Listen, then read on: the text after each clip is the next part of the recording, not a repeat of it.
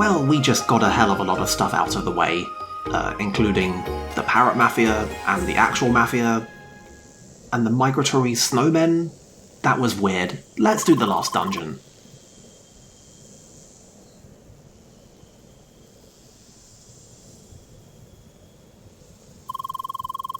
Sure is convenient that somebody built this, like, big temple into the tree.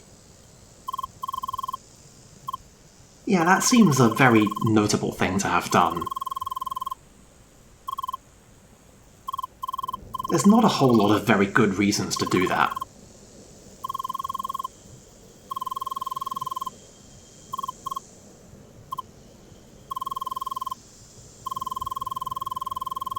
I think the real notable part is that they were very careful to make sure that most of the canopy hides most of the details of the building when looked at from a top-down perspective. That turned out to have been a great idea from an animation point of view. Those crafty ancients.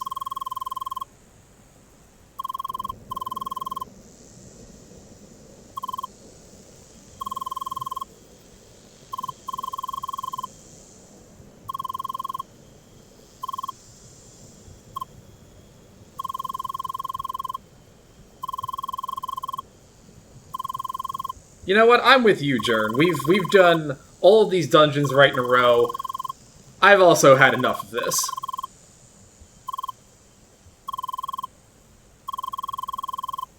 Also, we've all played with somebody like Apollo.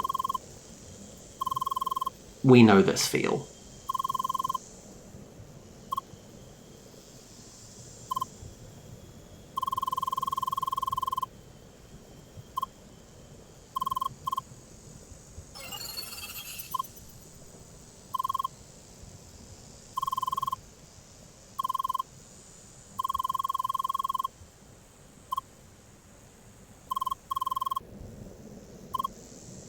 Cannot believe we've cheated on Emily like this.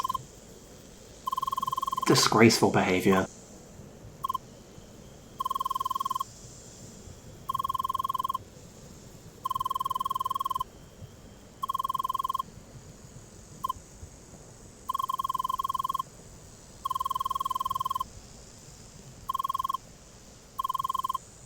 But really though, why are you like this, Apollo? Like, come on. Don't gotta be like that. You know who else doesn't have to be like this? The CrossCode level designers. We can't just... I'd really like to just go up and enter the dungeon and do the dungeon, but no, obviously... There's some stuff that we gotta take care of first, because why the hell wouldn't there be at this point? How do you even hit that? That is an excellent question. We're gonna actually go around, okay. Yeah. It's very game design. They show you how you get out. Also, I endeavoured to do these puzzles in the stupidest possible way, and I didn't actually even think to just try the actually extremely simple diagonal shot that can make this. I used a keyboard. Well, actually, I used a mouse and a gamepad to actually land this shot. I cannot stress enough that I did not have to do that. And I did not have to do this. You can just fire diagonally down and right. It'll work, I promise. But I am committed to hitting these in the absolute stupidest possible ways wherever applicable. And the one thing I can promise you about CrossCode is that it is always applicable.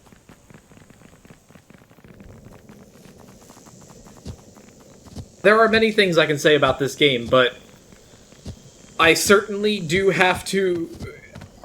I don't know if commend is the right word, but I'm gonna say...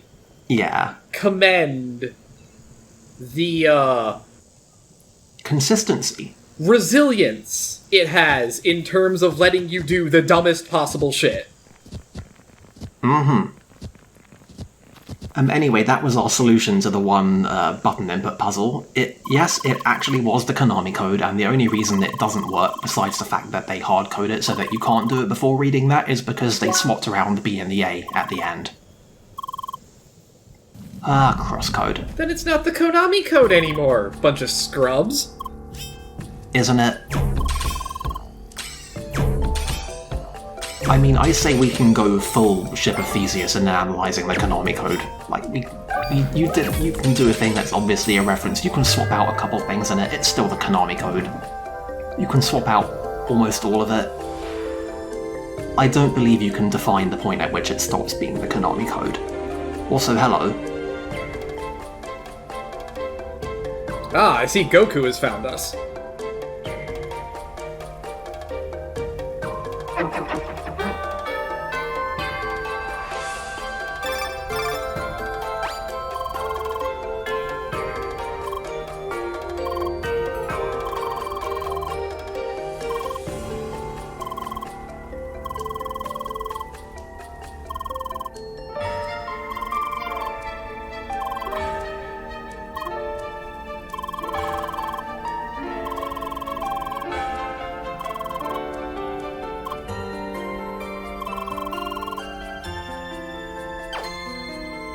See, Apollo just takes this all completely seriously.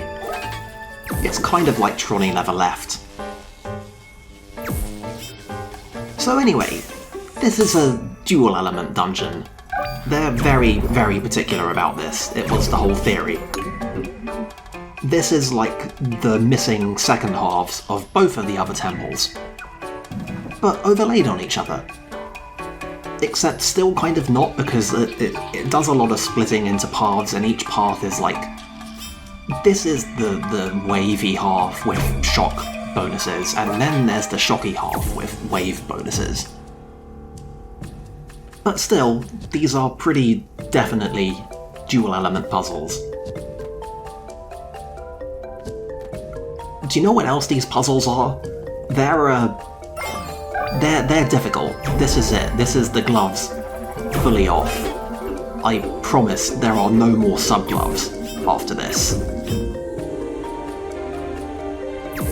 We've got to be reasonably perceptive, reasonably creative in how we actually use this stuff, and we've got to be quite quick on the timing. Even if some of these are a little more forgiving than they look, like that. I'm surprised it gave that to you. Yeah, the wave ball hit the very edge of that block, but the very edge of that block was at the angle that it was. The direction of travel changes. We made the shot. I believe we just had a whole thing about CrossCode, one way or the other. If you make the shot, it gives it to you. And they're not about to get inconsistent now.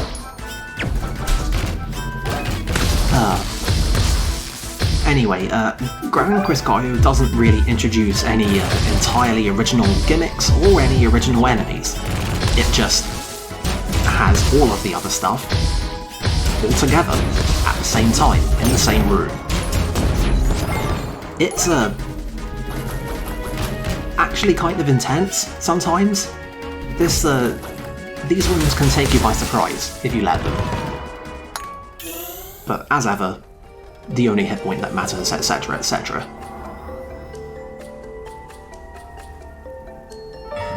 The other thing that I think unifies all the puzzles here is that these are the puzzles, the kind of puzzles that I like to say you solve these puzzles with your heart rather than with your brain. You just look at them and you think, right, what's to do? You identify a thing and you do it. Even if you have no idea what you're working at. This is the interaction that's available. This is the road that's here. This is the thread. You pull on the thread, you see where it goes.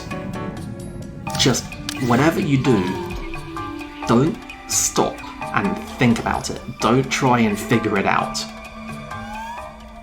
because that's when you start getting stuck. Pro tip, you can't get stuck if you never stop moving. For a second I thought you were going to say you can't get stuck if you're never thinking, but that is also true. Which is definitely a way to design puzzles. I mean, these are still real puzzles. They're not fucking around. They have gone full puzzle design. It's all here. It's all valid. I'm not gonna stop respecting this game.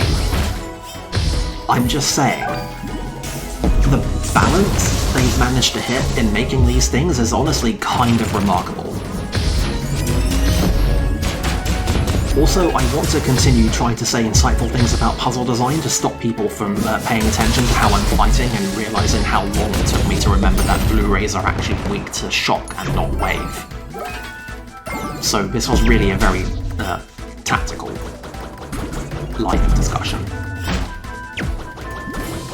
I put the effort in as a Let's Play, folks. Also, yes, there are a contingent of players who sorely dislike the Blu-ray enemies for how overtly puzzly they are to fight. And I personally don't fully agree with that sentiment, but I absolutely can understand it. It is lightly infuriating at times to try and deal with these.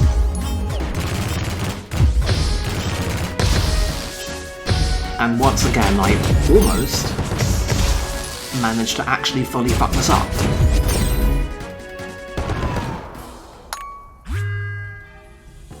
But we got there.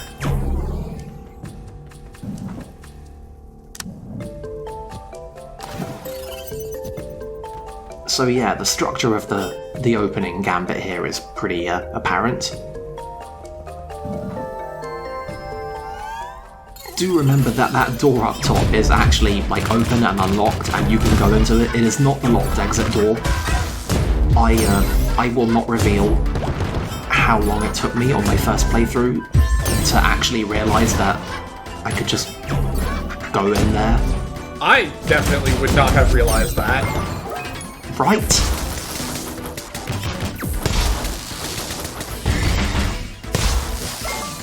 The tell is supposed to be there's actually been a completely consistent piece of visual design language in this game, where all the doors when they're open have the little triangle in front of them. That's like, hey, there's a door here.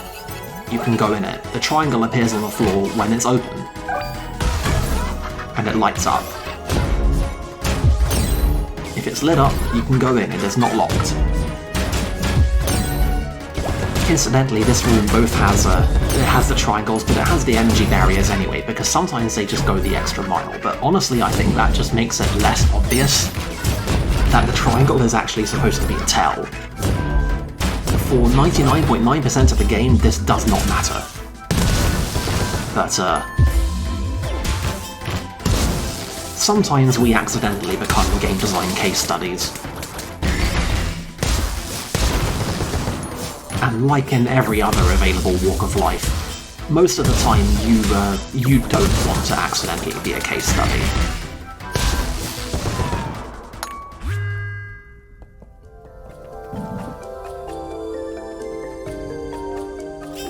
So yeah, a lot of things going on in this room. Actually there aren't, there's only really a couple, but the range of possible things for you to try appears, at first, often to be kind of overwhelming. And I am here to tell you, just do the first thing that you think of. It's fine. You're gonna make it. See what I did here? I stopped. I stopped and tried to think. That was an error. I'm not gonna make that error again. Instead, simply restart and take the available course of action, he says, jumping headfirst into a shield. But it's okay. It doesn't stop anything, it doesn't slow us down. That box does not sink fully into the floor. There could not be a more obvious hint.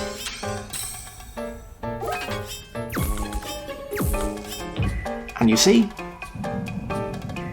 It all just works out. Thanks, Todd.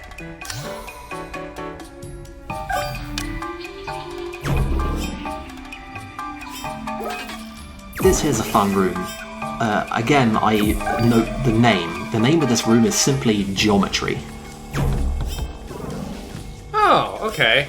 It's about making a couple of well-placed bouncy shots. I see. See, my immediate thought was that you were supposed to, like, get the ball on the thing, and then teleport it with the cube. Ah, that does not work. But I'm very happy that you thought about that. I'm gonna need you to hold that thought for, 9 minutes?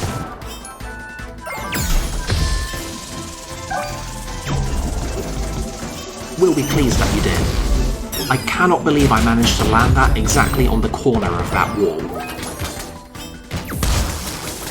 I honestly did not actually think that was possible to hit those guys from the corner, but nope. We made it work.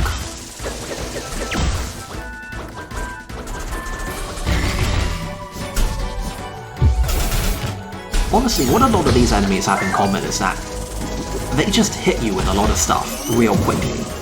I mean, you know, surprise, game design, but the deal really is that you've got to always be dealing with them.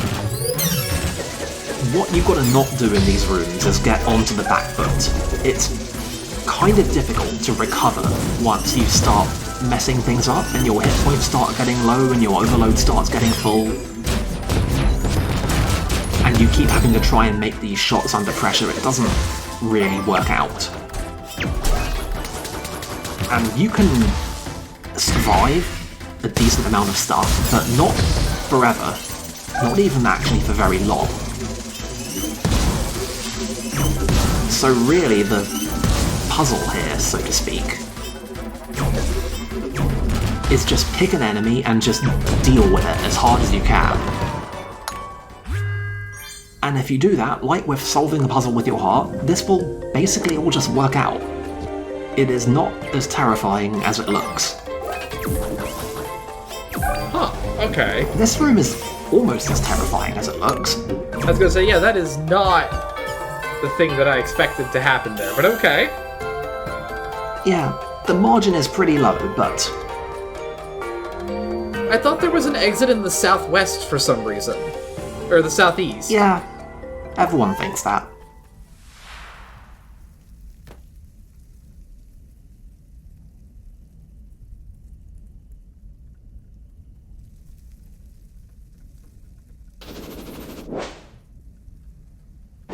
Okay, so there are some new enemies here. And yes, this is the first actual mini-boss that we fought since Pyro Temple. Like literally everything else around here, he's all about the dual elements. He has both of them. He opens up one, you hit him with the other. And that makes the fun meter fill up. Also, demonstrating some wave element guard arts. Most notably, Pain Grip. Rather than doing a counter, it just lets you absorb exactly one hit. And you get health back from it. The level 2 version lasts longer and absorbs more hits. It's surprisingly difficult to use tactically, but I'm sure I don't have to explain the appeal of it.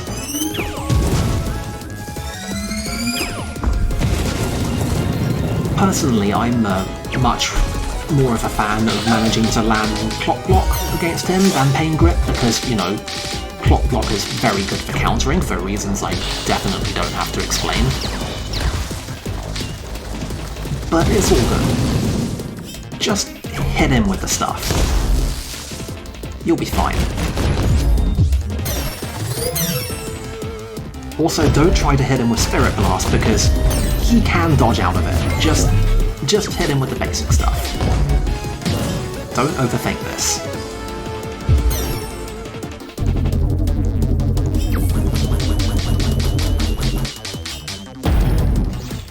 And yeah, now we're in the slightly painful situation of having the full overload meter, which is annoying to deal with, but fortunately he's not completely immune to normal damage, so we can still do a decent amount of mitigation. One of the maybe slightly unintentional fucked up things about this game is that enemies that don't take any damage from normal attacks are basically impossible to then meter against, because it actually does all run off of damage. It is not hits, it is damage dealt in neutral mode that drains the meter. That seems like an oversight. Yeah, outside of a couple of specific boss fights, it doesn't matter. Anyway, this is also about the point in this game where they start doing that classic game thing where the guy splits into multiple guys and one of them is the real one, and if you hit the real one you can get some good bonuses, but it's kind of difficult to tell in the video because I do it so quickly, but the reason I do it so quickly is because it is really easy to tell. Like, the real one just flashes real bright, you cannot miss it. All told, this guy isn't really much of a thing. Ah, I see Goku is promising to come back for the season finale. Oh, absolutely.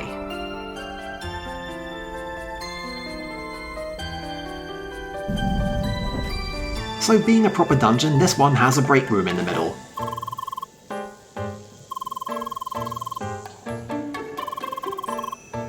It is a pretty quick one though, so don't dawdle here for too long.